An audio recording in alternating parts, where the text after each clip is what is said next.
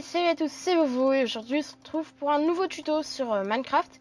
Je vais vous apprendre comment tout simplement personnaliser vos propres crafts en 1.12.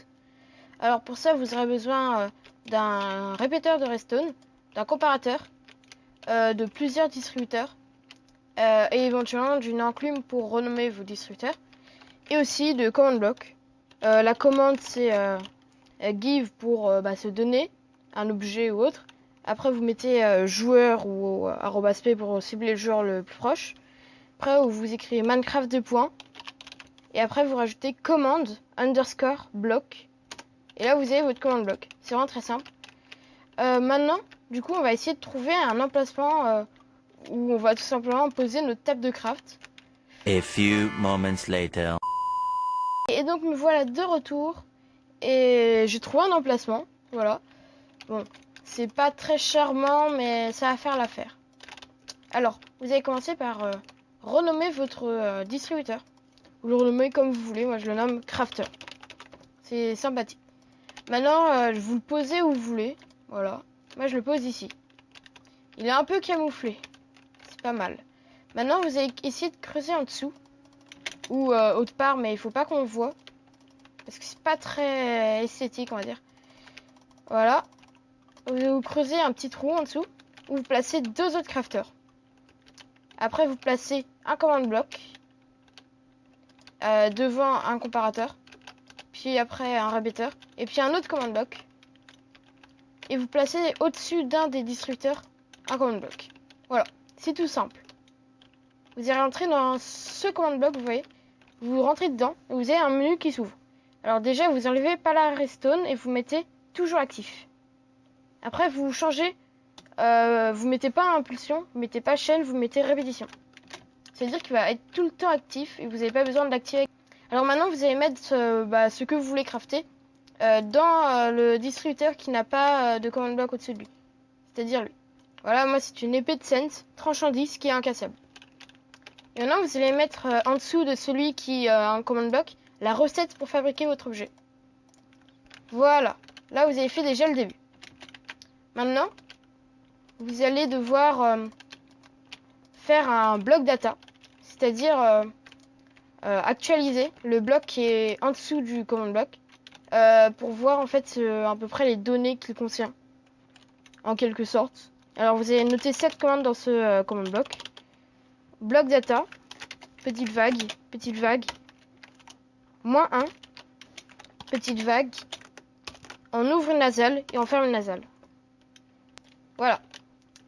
Tout est fait. Maintenant vous prenez un petit bouton en bois ou un truc du genre et vous l'actionnez.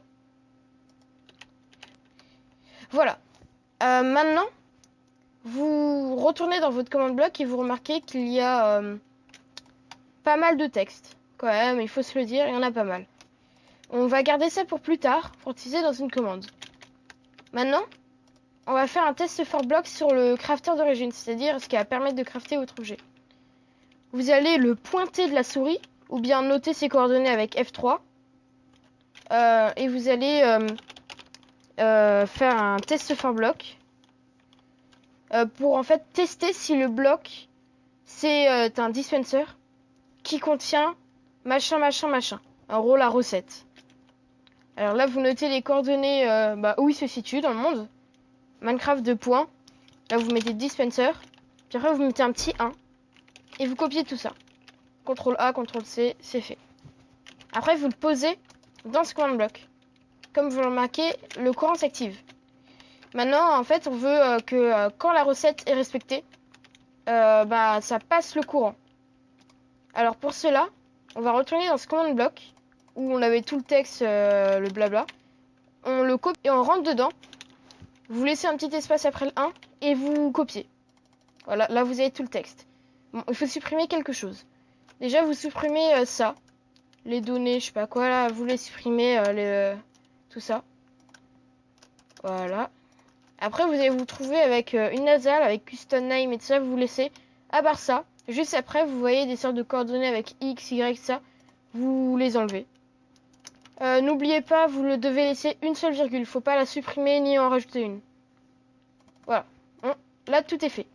Quand on va rentrer cette recette dans ce dispenser, ça le détectera et ça renverrait un signal. Et maintenant, il faut que le contenu de ce dispenser se copie dans celui-là. Alors, c'est très simple. On va utiliser la commande /clone, comme dans Naruto. Et en fait, on va cloner ce dispenser sur celui-là. Alors maintenant, on va faire la commande. Vous notez les coordonnées du dispenser du résultat, où on voit l'épée. Et vous retenez les coordonnées de celui-là. Alors, vous allez faire un /clone. Après, vous mettez 2 fois les coordonnées du résultat qu'on va avoir. Puis après, vous notez une fois les coordonnées, tout simplement, de la table de craft. Voilà. Maintenant, vous faites un replace. Bon.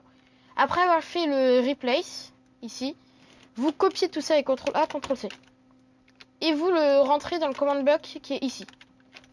Vous le modifiez pas. Voilà. Là, c'est fini. Vous allez crafter ce que vous voulez.